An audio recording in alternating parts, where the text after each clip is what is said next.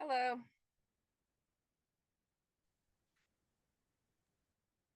Good afternoon. Hi there. Yeah, Hey.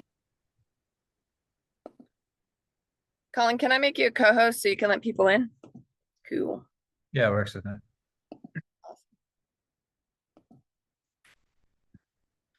We'll get started in just a minute. There's a couple more people that are coming in.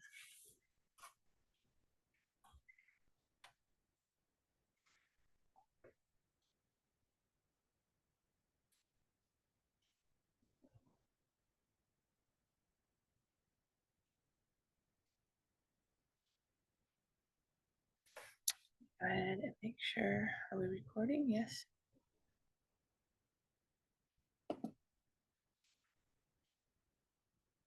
All right, great. Well, we're going to go ahead and get started. Thank you so much for attending this afternoon. We will be recording this and sending it out to anyone who was unable to attend. I know there was a few more people who reached out to me today saying, darn it, I'm double booked.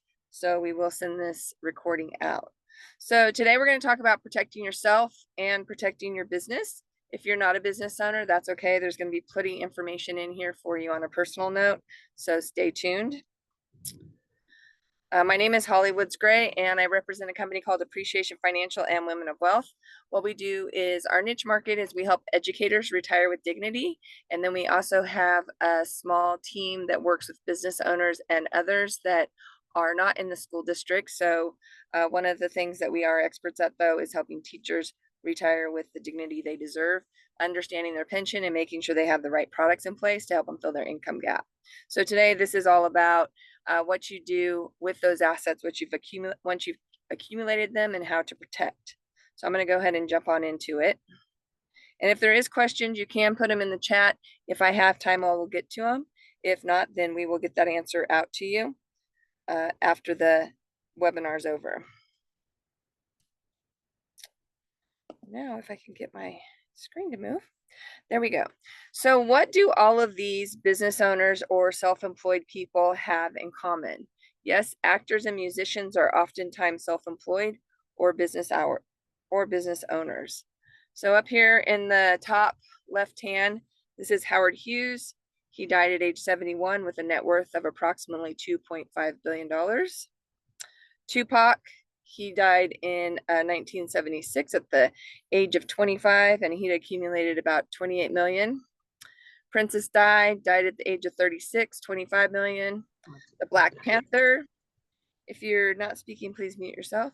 The Black Panther, Chadwick Boseman, he died in 2020 with a net worth of 4.4 million. Let's see, Jackie Kennedy, she died at age 64, 150 million. Aretha Franklin, 80 million. Marilyn Monroe, 800,000. And Tony Hsieh, who was the founder of Zappos, he died in 2020 with 890 million. So what did they have in common? All of their estates went through probate. What is probate? Probate is the state's way to manage your debts and your assets when you die if you don't already have a trust in place to say where those assets are supposed to go. It's lengthy and it's costly.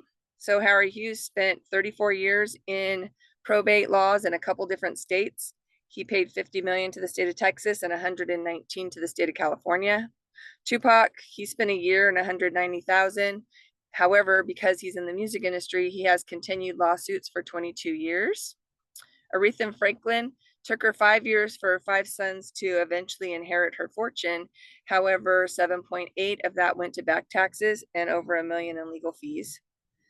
Marilyn Monroe, it took 40 years for her estate to finally be settled, and her assets went to her acting coach. Chadwick, it took him 2 years and 900,000, and they think possibly that it's complete now. However, who knows? There could be some other lawsuits that come out. And then Tony Hsieh, the Zappos founder, he's ongoing. Remember, he died in 2020, and he's already paid over 2 million in court fees, and he has like 180 people or something like that that are contesting his estate. Can probate be completely avoided? Yes, it can. However, 17,000 probate cases are open daily in America. So you might think, I'm a teacher or I'm a business owner, I don't have millions of dollars. How does this apply to me? Well, you'd be surprised to know that if you live in the state of California and you owe 166,000 worth of assets, meaning property and a 401k or a 403b or a pension that you haven't started drawing yet, if you have 166,000 in assets and you don't have a trust in place, you will go through probate. In Nevada, that amount is 20,000. I live in Nevada, and when I found out that the amount was 20,000, I thought, man, if I just owned a nice car and I didn't have a trust in place, I would go through probate. So I only took a snapshot of a few states just so you could see what happens in your state. However, you can see that it doesn't take very much money, like in South Carolina or Wisconsin or Nevada or even Texas, for you to possibly have to go through probate if you don't have your trust in order. Americans have spent $2 billion a year in probate fees. 2 billion with a B. That's a lot of money. So these pictures show the story of what's happening in America right now.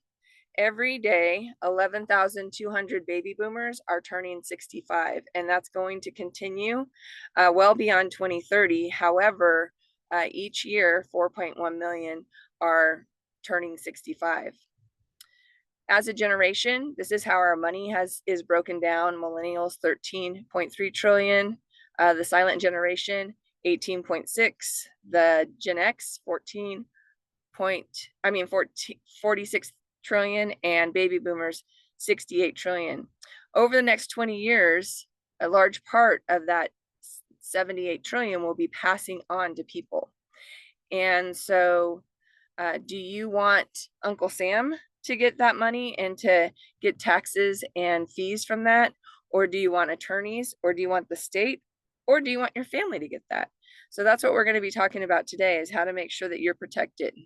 So these are going to be the talking points. We're going to talk about what happens if there's no legacy or plan in place. 7 everyday situations that can lead to emotional and tragic results and how to prepare for them. How to write the ultimate love letter to your family, and how to potentially lower or eliminate taxes on your Social Security benefits. So here's a few things that you may want to do during this presentation. Feel free to take notes, and please make sure that you're muted. So if anybody has a noisy background, that they're muted, and write down any questions you have. And again, you can share those in the chat, and if I have time, I will get to them. So here are some key points to consider. Living trust is a way for you to pass your inheritance to your family. A living trust can help you avoid probate and add privacy. They can also be changed easily before you pass, and they help you and your family through a difficult time, and you're not there to help them. So these different corporations, Microsoft is in Redmond, Washington. Let's see, Boeing is in Chicago. Coca-Cola is in Atlanta, and Walmart is in Bentonville, and AT&T San Antonio, Texas. So the reason why I bring this up is because corporations can be in any state. However, they can have their headquarters, or they can be incorporated in a state like Delaware. Delaware has the most friendliest laws for corporations, and that's why you'll see millions of companies incorporated through Delaware. Reason why we're talking about jurisdictional law is because just like a company can incorporate in Delaware and be anywhere in the United States, you can also buy a car or property anywhere in the United States. And you can also buy a trust and estate plan for anywhere in the United States. And Nevada has the best asset protection laws.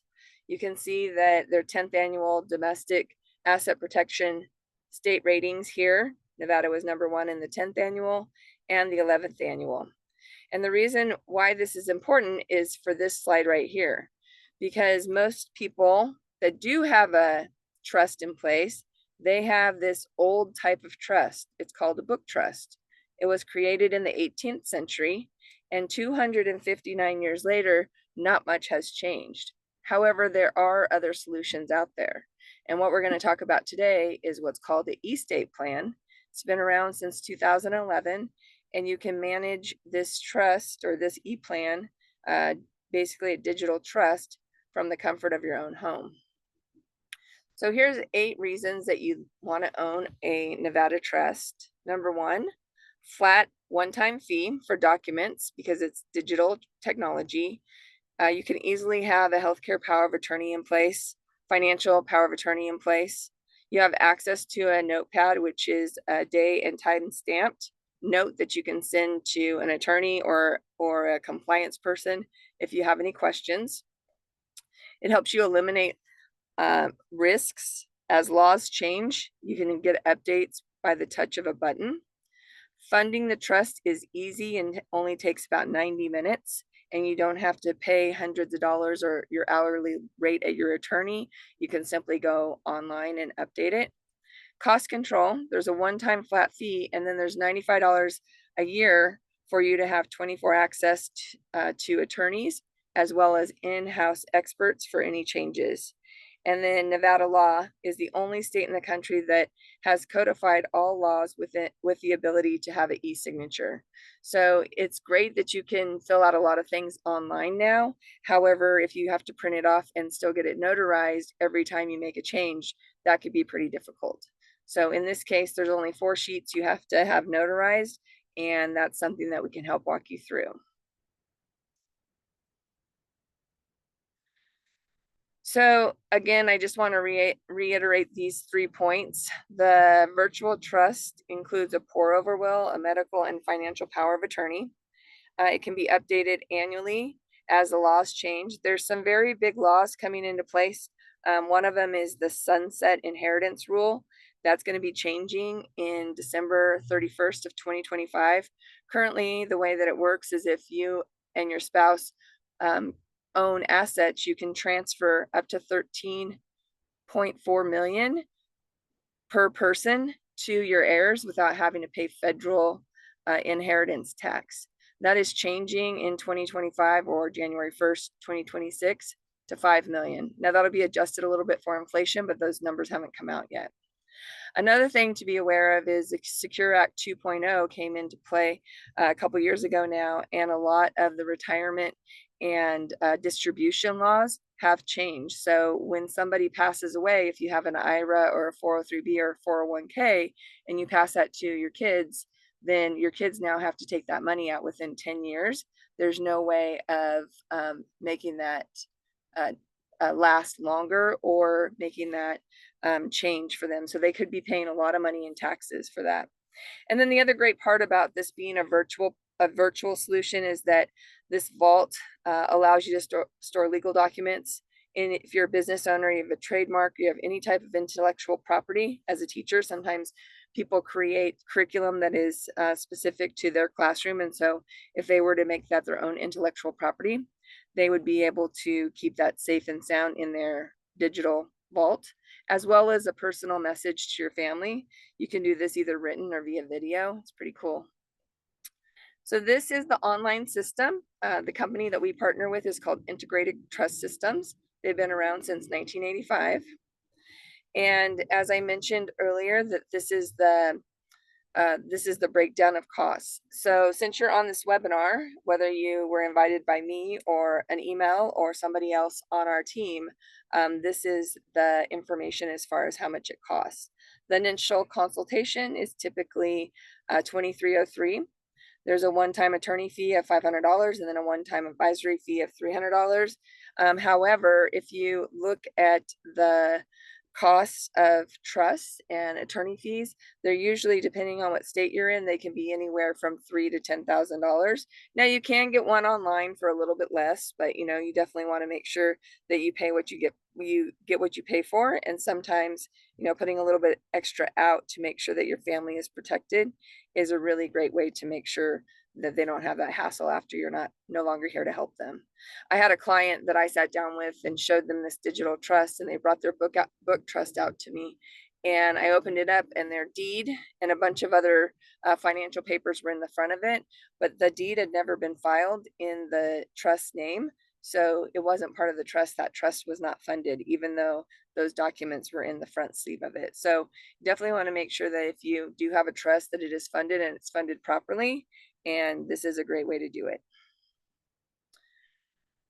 So do you want your family to have strategies that will help them? And in the chess game, you want to make sure that your family isn't playing chance or chess with your money. So estate planning strategies as well as will and trust. And another thing that we help you with is financial strategies to grow and protect your money. And this is how we're able to help.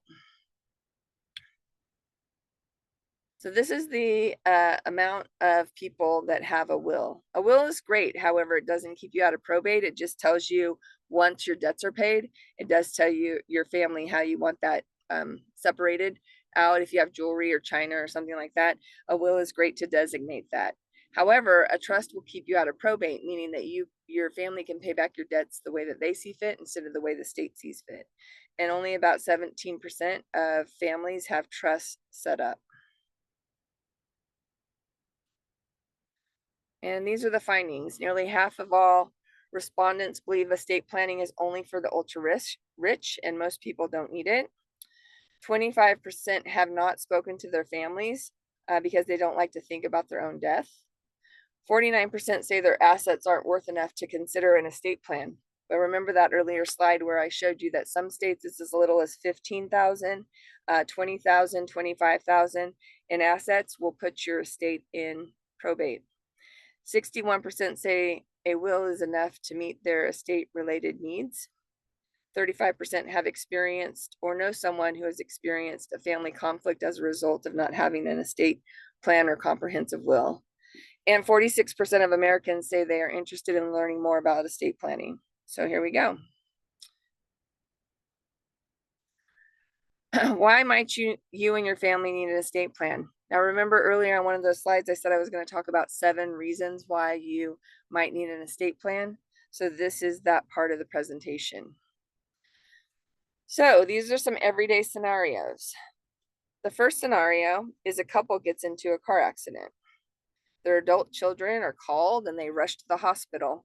However, because they didn't stop by the home to grab the medical power of attorney, they can't get much information about what's going on with their parents.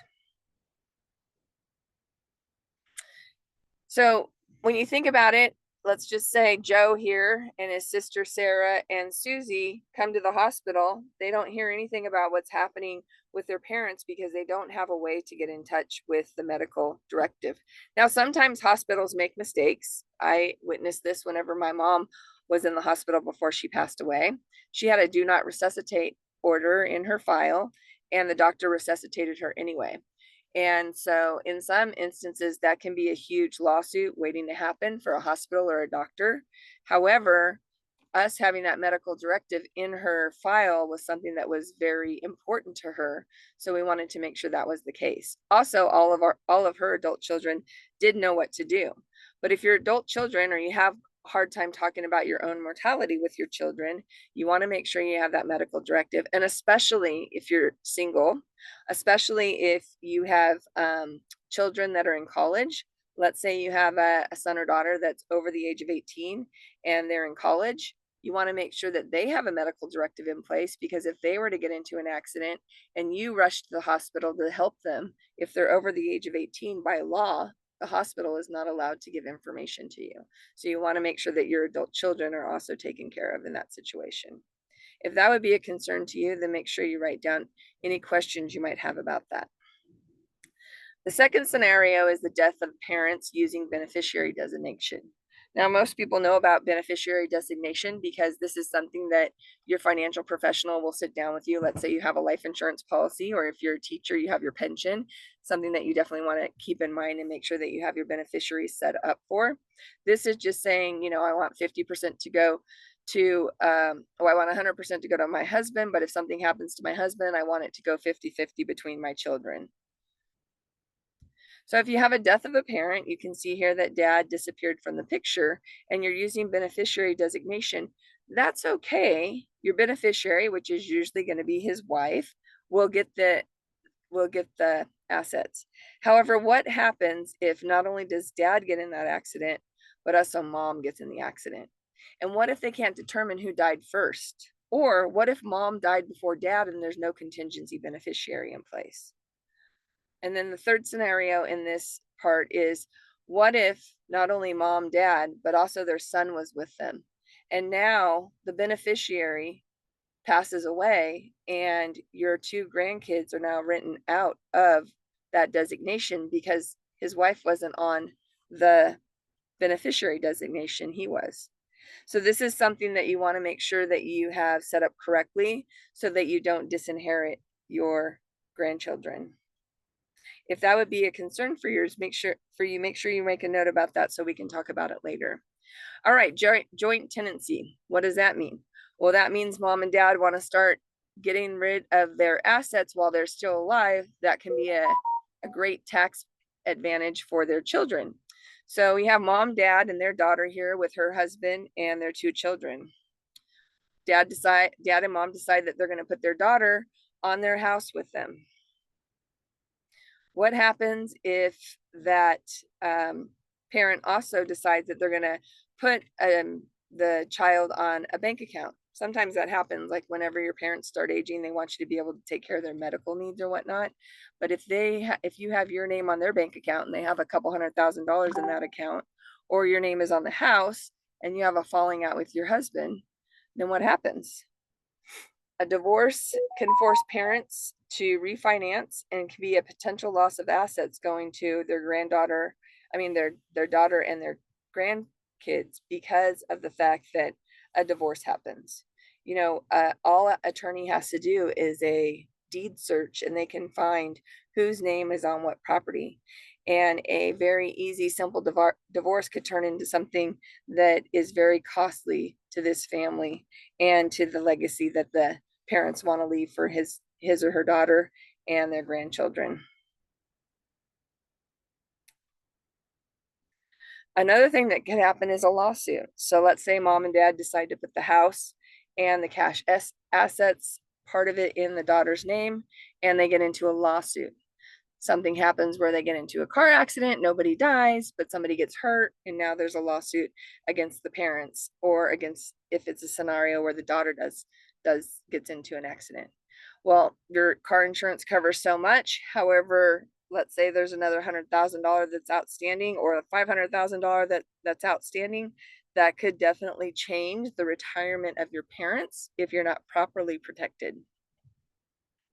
And then the third scenario is if the daughter files bankruptcy and she has cash and home, her name on a cash or home that belongs to parents that are still living, and a bankruptcy happens. Well, again, this is an asset that that the courts could go after, or the debtors could go after, to where the parents could then be in a situation where they lose access to their home and to that cash that they had a joint bank account with. If this would be a concern to you, then make sure you write a note around this so we can cover this later. All right, so a parent has a large IRA. I already mentioned earlier that the Secure Act 2.0 has changed some of the inheritance laws around a large IRA. If that parent has a large IRA and passes away and they don't have it properly designated, then what happens is this daughter, let's say she's making $50,000 a year and she's in a certain tax bracket. The parent has a large IRA. She now is getting income of, let's say it takes her income over the tax barrier, and now she's paying more in taxes than she was before because there was not planning well enough on how to distribute that large IRA. If the child receives a lump sum, they'll pay taxes on the full amount, again, diminishing the large IRA in a way that doesn't necessarily set the child up to win. If it's a $200,000 lump sum, you owe 32% in taxes, that's $64,000. The remainder goes to the child. If she's single, what if there's a lawsuit or bankruptcy? That $136,000 could be lost if it's not protected through a trust. And the fourth scenario, again, is what if this situation where she's inheriting a large IRA, there's a spouse that later files for divorce. Instead of getting $36,000, maybe she's getting half of that amount. What happened there? So that $36,000 divided by 2, split 2 ways, is going to be $68,000. So these are just some things that you want to think about. if you have any type of scenarios in your life where this could be a concern. So if number 4 is a concern for you, make sure that you write that down so we can talk about it at a later time. An IRA beneficiary trust. It enables you to do 3 things: manage the distribution after you're gone, protect your children against a lawsuit, and protect your children against divorce. In this scenario, your spouse is in a coma and becomes incapacitated, and your spouse has an IRA. What access will you have to the money? Well, without proper documentation, without a financial power of attorney, you won't have access to that money, and that could be a problem for your spouse who is in the hospital. I found out recently that there's like a new procedure. I guess it's not necessarily a law, it's just kind of how hospitals operate. Depending on your age, you may or may not receive CPR past 15 minutes if they think that your injuries are grave enough that you're not going to recover. So that means you could be in a coma for a long time waiting for your children and your wife to come see you. However, you have money in there to put you in better care or maybe transfer you to a specialist or something like that. Without the proper document, without the financial power of attorney, and the spouse knowing exactly what you have, you could be in that situation. So if that's a concern for you, make sure you write that down so we can help you with that as well. And number 7 is to make sure you get the right medical care, or that a decision is able to be made for an adult child. Without the proper documents, you may not get the care that you deserve. And you also have an adult child. I had this situation happen with one of my friends. She had a 22-year-old who got into a car accident, and they would not release information to her because they did not have a medical directive in place. Properly funded estate plans can help in all these scenarios. So some of the most asked question is, what's better, a will or a trust? Probate court, what is it? How does it work? And how can it be avoided? So a trust, they're different. So a trust is something that tells your estate, tells the attorney, tells the state that you live in how to disperse your assets. A will is something that tells your family how you want those assets directed. Again, like I said earlier, if you have some china or some jewelry that you want to leave behind, those would be things that you would put in your will on how to direct that. Now, if you have like $1 million piece of art or something like that, that might be something that you want to distribute through the trust. Probate court. Probate is, as I mentioned earlier, probate is the way that the state decides how your estate is going to be settled. Your debts are taken care of first, just like the example in Aretha Franklin. She had 7.8 million in tax debt that was paid off before her heirs got the rest of her money. So not only was that paid off, but any debt she had and the attorney's fees are also taken out of that as well. So again, it works not like clockwork, because in some states it takes months for it to be settled, as I showed you with Howard Hughes, 34 years. I mean, Martin Luther King, he died without a trust, and his estate is still not settled. And how can it be avoided? The way it can be avoided is for you to do estate planning up front and for you to get a digital estate plan in place. Probate is like I said, the first legal step in determining the deceased estates. It will distribute all the deceased personal property that is under the will. Where do you want your dollars to go? Do you want them to go to the state or to your family? So if this information was valuable for you today, and you have the ability to sit down with me or one of the people who asked you to be here, this is my contact information. You can take out your phone and take a picture of that. If you'd like to book an appointment, this is my calendar link. I'm happy to put that in the chat. Let me put that in the chat real quick. And I do have time to answer a few questions. So anybody have any questions? It's a lot of information that we just covered.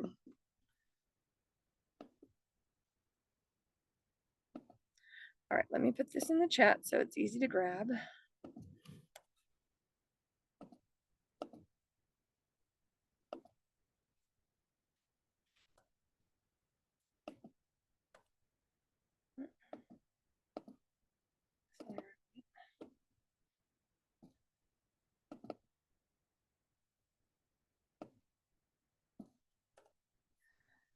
All right, again, thank you for joining us today. What a great way for us to spend a few minutes. It's not going. Let me just go ahead and put that back up then for you. What a great way to spend a few minutes learning more about how you can protect yourself and your family. Again, here is my calendar link, or you can reach me, send me a text message, and I'll shoot that over to you as well. Have a great day, everyone, and I look forward to hearing from you soon.